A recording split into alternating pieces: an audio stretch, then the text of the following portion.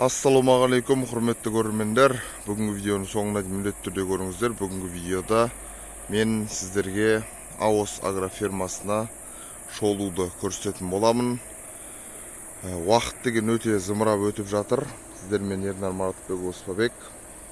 Осы Аос агрофермасын 2020 жылы бірге бастаған едік. YouTube каналдың тарихы да дәл сол жылы басталған болатын. Ауыл шаруашылығы арнасы болды. Кейіннен жалпы Қазақстанның басқа салаларымен бірге дамыту қажеттілігі туындағандықтан осы ауыл шаруашылығы арнаның атауын ойлан қазақ деп өзгерттік. Бірақ дегенмен бұл арнаның өткен шағы қазіргі шағымен өте тығыз байланысты, себебі ауыл шаруашылығын дамыту Қазақстанда ол ешқашан күн тәртібінен түспейтін мәселе, себебі ол біздің азық-түлік қауіпсіздігіміз. Міне өздеріңіз назарларыңызда көріп тұрғандарыңыздай, біздің фермамыз Аллаға шүкір біраз өзгерістерге ұшырады. Қазіргі таңда міне мына жерге жылыжай жасайын деп жатырмыз. Мына жақтың барлықтарына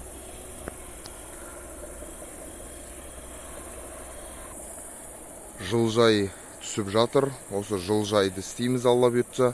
Міне мына жақта павлония ағаштарымыз өсіп тұр. Және сонымен қатар мына жерде ең басты көрсетейін деп жатқаным сіздерге ол біздің алма бауымыз. Және ол алма баудан бұрын мына жерде шиелерімізді көрсете кеткім келіп тұр. Шиелерімізде Аллаға шүкір пісіп жатыр. Осы кешке қарай түсірмесек, бұларды өкінішке орай күндіз күн ысып жатыр айтарлықтай. Міне өздеріңіз көріп тұрғандарыңыздай шиелерімізде пісіп жатыр. Нағыз маусым келіп тұр. Маусым айында осы шиелер піседі. Ал мына жақта сол осыдан 4 жыл бұрынғы біздің алмаларымыз биыл Аллаға шүкір жақсы жеміс беріп жатыр. Былтыр алғашқы түйіндерін салып бастаған болатын. Ал биыл енді айтарлықтай міне салып жатыр. Альхамдулилля. Міне бір алма ағаш, мына жерде екінші алма ағаш. Сол кезде бұл алма ағаштарымыз өте кішкентай болатын. Және бұл алма ағаштардың басты ерекшелігі неде дейтін болсаңыздар, басты ерекшелігі өздеріңіз білетіндей, біздің YouTube арнаны көріп жүрген болсаңыздар, бұл алмалар эко өнім, яғни биогумуспен піскен алмалар. Биогумуспен өсіп жатыр, ешқандай да басқа химиялық дәрілер қосылып жатқан жоқ. Міне өздеріңіз көріп тұрғандарыңыздай біздің алмаларымыз Аллаға шүкір салып тұр. Мына жақтарда да міне алма ағаштарымыз тұр. Өздеріңіз көріп тұрғандарыңыздай мына ортадағы бір алма ағашымыз өкінішке орай су дұрыс жетпеді ме, ол жақсы өспеді. Ал қалғандары Аллаға шүкір өсіп жатыр.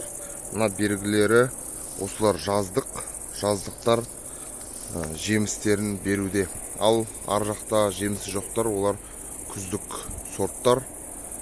Міне осылай, құрметті қандастар, құрметті бұрынғы ауыл шаруашылығы арнасының, қазіргі ойлан қазақ арнасының көрермендері, сіздерге ферманы көрсеткім келді. Сол кезде біз шұбалшың шаруашылығын дамытып бастаған болатынбыз. Және сол кезде осыларды биогумуспен ектік. Биогумусты әлде де өндіреміз, әлде де сатылымда бар. Сұйық биогумус, құрғақ биогумус. Ал енді қазір жалпы мына көріп тұрғандарыңыздай корейский технологиямен жасалған жылыжайларды сатып алдық қолдан. Енді осыларды құрып, Алла бұйыртса, осының ішінде иншалла көптеген табиғи көкөністерді ексек деген жоспарымыз бар.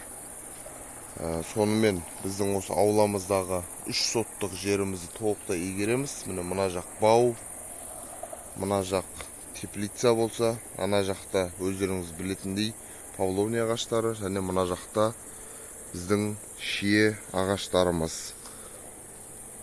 Сонымен қатар мына жерде міне бұл өрік ағашы. Қазір өрік ағашында сіздерге жақындатып көрсетейін. Міне өрік ағашының жанына да келдік. Өріктерімізді салып жатыр жаймен. Аллаға шүкір. Биыл бірақ күн суық болып, негізі үсіп кететіндей жағдай болған еді. Бірақ Аллаға шүкір қалғандар бар екен. Толық үсіп кетпеген екен. Міне өздеріңіз көріп тұрғандарыңыздай мына жерлерде бір шама жемістер бар. 2024 жыл, құрметті қандастар, құрметті көрермендер, Ауыз агрофермасының жағдайы осындай. Біз YouTube арнамыздың атауын өзгертіп, ағартушылық бағытта Абай атамыздың қара сөздерін шығарып жатырмыз. Және ауыл шаруашылығын дамыту үшін, құрметті қандастар, бізге бүгінгі жаңа заманауи технологияларды игеру керек. Ол әсіресе жасанды интеллектіге негізделген технологиялар, яғни робототехниканы өте жылдам арада осы ауыл шаруашылығына енгізу керек.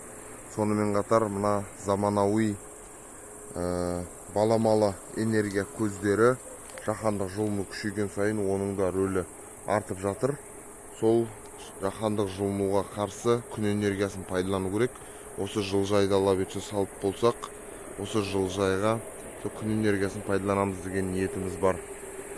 Сонымен қатар робототехниканың мүмкіндіктерін, сонымен қатар дрондарды осы ауыл шаруашылығына тиімді пайдалану өте маңызды. Сол себепті біз жалпы арнаның атауын ауыстырған болатынбыз.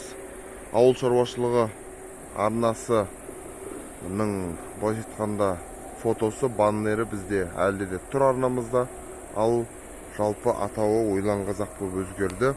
Енді біз алдағы уақытта осы ауыл шаруашылығында робототехниканы қалай қолдануға болады, сол жөнінде көрсетіп, түсіндіріп жүретін боламыз. Әрдайым қолдап отырыңыздар, иншалла. Қазір сіздерге мен тағы бір нені көрсетейін. Міне құрметті қандастар, мына жерде міне күн энергиясымен жұмыс істейтін біздің шамымыз тұр. Көрген болсаңыздар, бұл адамның қимыл қозғалысын сезіп, осылай түнде жанады. Осындайларды біз қазір алып сатып жатырмыз. Тапсырыс берсеңіздер болады. 776 237 2655 747 123 1868 нөмірлерде хабарласып. Осы күн лампаларын, күн энергиясымен жұмыс істейтін біз мына жақтағы жаңағы өзіміздің фермаға қолданамыз. Алла бұйыртса, соны жарықтандырамыз. Сонымен видео ұнаған болса, видеоға лайк басыңыздар, пікір жазыңыздар, сұрақ қойыңыздар. Видеоны басқа қандастарымызбен бөлісе отыруды ұмытпаңыздар. Ауыл шаруашылығын бірге дамытайық. Алла бұйыртса. Ассаламу алейкум ва рахматуллахи баракатух. Видеоны бөлісуді ұмытпаңыздар, құрметті қандастар.